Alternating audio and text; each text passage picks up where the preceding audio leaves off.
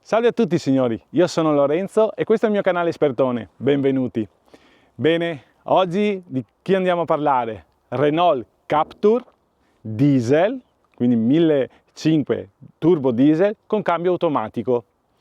Bene, perché vi voglio portare quest'auto? Voglio portarvi quest'auto per vedere com'è dopo 7 anni e dopo 135.000 km circa. È l'auto di mio fratello, che lui non vuole essere intervistato e quindi faccio io l'intervista da solo. E ho chiesto un po' di informazioni di come si è trovato, come va, se ha avuto dei problemi, eccetera. E poi voglio raccontarvela se conviene oggi, uno vuole prendersi un'auto usata, spaziosa, che non consuma tanto, ma comunque che vada molto bene. Questa secondo me è l'auto ideale anche per una famiglia, perché è spaziosa, andremo a vedere che ha un buon bagagliaio e anche le dotazioni, tutto quello che serve c'è all'interno di quest'auto. Bene, allora partiamo innanzitutto da una chicca che ha quest'auto, che è la chiave. Questa è la chiave per aprire l'auto.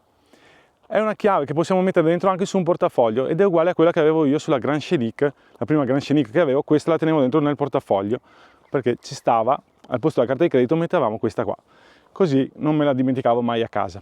Bene, quindi io mi avvicino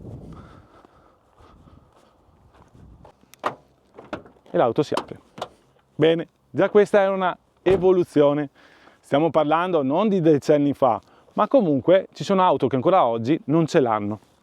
Benissimo, non ha i fari a LED perché i fari a LED sono stati integrati dentro poi nel restyling che abbiamo avuto pochi anni dopo. Abbiamo comunque dei fari alogeni e dei fari alti a filamento. I fendinebbia, cosa che nella nuova Captur non abbiamo più, perché nella nuova Captur neanche a richiesta non abbiamo i fari fendinebbia, ed è comunque un'auto che come vedete è molto bassa davanti, a differenza di quella nuova.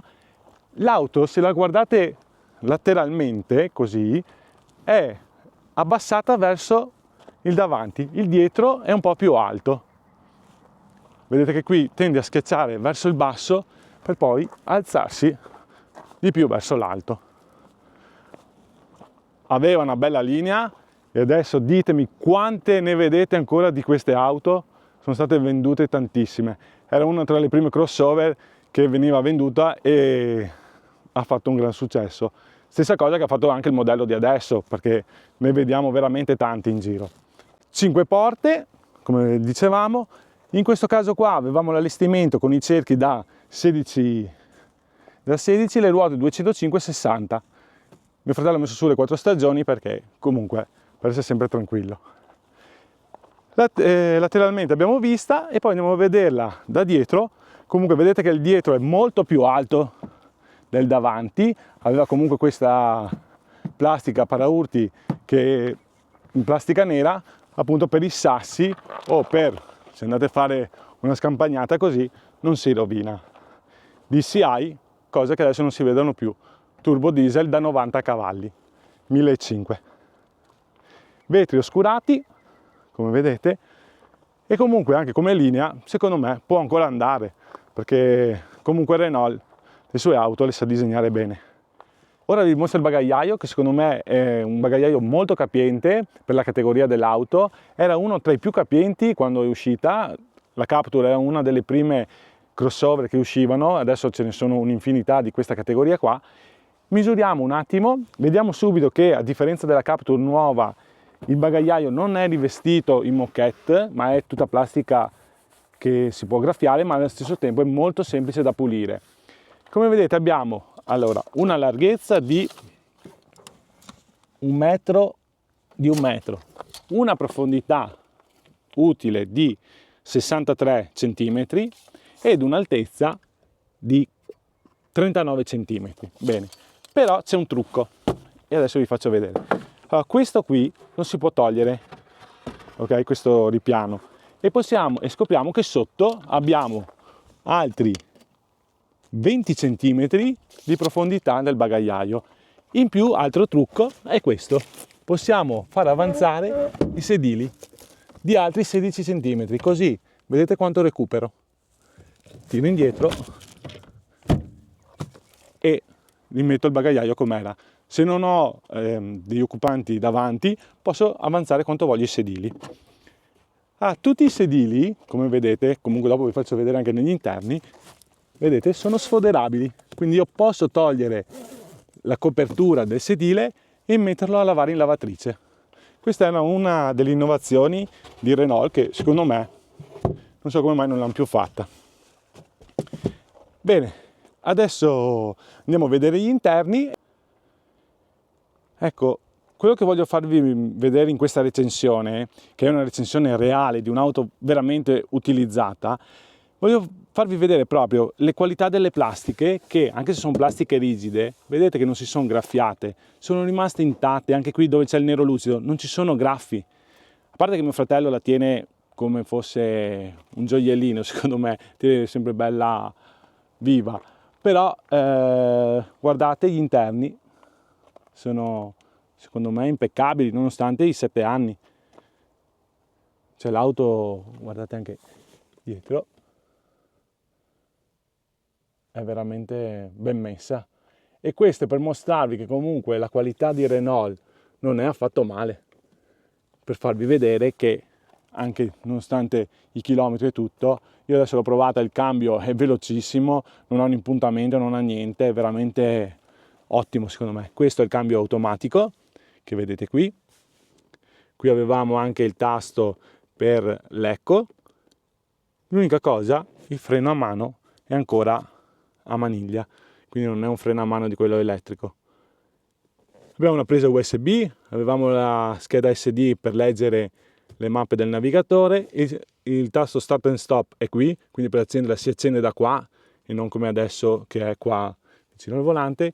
I soliti comandi del volante, dell'autoradio, qui abbiamo i tergicristalli, i fari, la regolazione del cruscotto e alzare e abbassare i fari. Adesso vi faccio vedere anche, proviamo a metterla in moto. Allora si preme sempre il tasto del freno, start, il rumore del diesel, eccoci qua, vedete, conta giri, conta chilometri. Qui se mettiamo in sequenziale poi possiamo cambiare adesso i P di parcheggio, oppure possiamo metterli sequenziali. Allora voglio farvi vedere i consumi. Allora siamo 134.172 km, nessun messaggio, velocità media, va bene, distanza 9.760, quindi lui non l'ha mai resettata, autonomia 370 km, istantaneo, consumo medio 4,9, significa più di 20 con un litro. Questi sono dati reali, sono dati, avete visto dopo quanti chilometri. Mio fratello è andato giù, sì, è andato in autostrada in A4 fino a Milano, tornato indietro, metto intorno ai 22 con un litro in autostrada, con cambio automatico in 4 persone. Secondo me sono consumi, adesso parliamo di ibride eccetera eccetera, ma sono consumi veramente molto molto bassi. Peccato per questo diesel che è stato messo in pensione. Eccoci qua. Ecco, una cosa che volevo farvi vedere è che i sedili appunto erano sfoderabili, quindi si potevano lavare tranquillamente in lavatrice, cioè proprio si potevano sfoderare del tutto. Secondo me era un'idea che aveva avuto Renault, che non era per niente male. Allora, guardate anche qui i sedili, comunque nonostante l'età, che sono già 7 anni ormai, ma sono ancora perfetti, non ha nessun problema. Quindi di sicuro non è un'auto dell'ultimo grido, ma è un'auto spaziosa, e adesso andiamo a vedere anche dietro, e anche rifinita con abbastanza cura. Di sicuro le plastiche erano tutte super rigide, però vediamo che negli anni durano. Il cassetto portaoggetti è un vero e proprio cassetto, che guardate, ecco, allora, spegniamo l'auto, così, eccoci qua. Il cassetto, vedete, è un cassetto, non si apre così, ma è scorrevole, pratico per chi è seduto qua, un po' meno. Bracciolo centrale per appoggiarci qualsiasi cosa, qui dentro abbiamo sempre uno spazio per appoggiarci qualcos'altro. Beh, Renault da quel punto di vista lì, con i suoi monovolumi, ha fatto scuola. Qui abbiamo il nostro specchietto, le luci, la plafoniera anteriore e anche la plafoniera posteriore per gli occupanti dei posti posteriori. Saliamo dietro e vi faccio vedere quanto spazio c'è. Eccoci qua. Vedete? L'apertura della porta è molto ampia e qua dietro adesso il sedile è regolato sulla mia altezza e vedete che comunque qua di spazio ne ho a volontà. Avevano fatto questa tasca che io non ho mai capita perché hanno fatto questi elastici, perché se vado a mettere un oggetto cade, scivola sotto, forse magari per un libro o non so neanche io come mai. Non ci sono le bocchette dell'aria posteriori, non c'è una presa USB, non c'è nulla di tutto questo, ancora non esistevano secondo me, ma non sono passati, torno a ripetere, secoli, ma sono passati alcuni anni. Poi dietro qui si stava bene, seduti, spazio ce n'è, finché si vuole, e torno a ripetere, guardate che spazio che avevo. Se voglio posso tirare avanti la panca, come vi ho fatto vedere prima nel bagagliaio, logico che io qua non ci sto più, però in caso ci sono dei bambini potete tirare avanti i vostri sedili. Mi sembra più che bene. Siamo alla conclusione di questo video, spero che vi sia piaciuto.